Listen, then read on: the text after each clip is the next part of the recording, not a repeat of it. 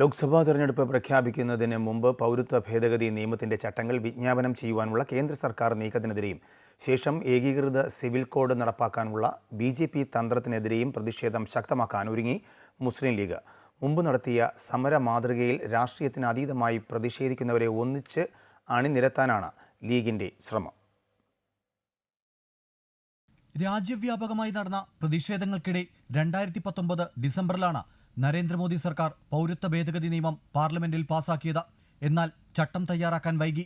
ലോക്സഭാ തെരഞ്ഞെടുപ്പ് പ്രഖ്യാപിക്കുന്നതിന് മുമ്പ് പൗരത്വ ഭേദഗതി നിയമത്തിന്റെ ചട്ടങ്ങൾ വിജ്ഞാപനം ചെയ്യാനാണ് ഇപ്പോൾ കേന്ദ്ര സർക്കാർ നീക്കം. പൗരത്വ ഭേദഗതി നടപ്പാക്കിയതിനു ശേഷം ഏകീകൃത സിവിൽ കോഡ് നടപ്പാക്കാനുള്ള തന്ത്രങ്ങളിലേക്കാവും ബി.ജെ.പി. സർക്കാർ കടക്കുക.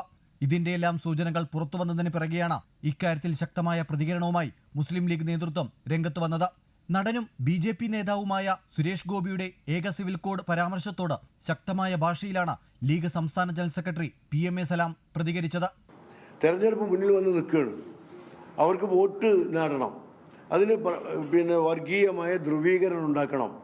അതിന് വർഗീയത ആളിക്കത്തിക്കാൻ പറ്റുന്ന എല്ലാ പ്രസ്താവനകളും പ്രവർത്തനങ്ങളും നടത്തും. വർഗീയ കലാപങ്ങൾ വരെ കഴിഞ്ഞ കാലങ്ങളിൽ ഉണ്ടാക്കിയിട്ടുണ്ട്. തെരഞ്ഞെടുപ്പിൻ്റെ തൊട്ടു മുമ്പ് അത്തരം പ്രവർത്തനങ്ങളിലേക്ക് ബി.ജെ.പി. പോകും.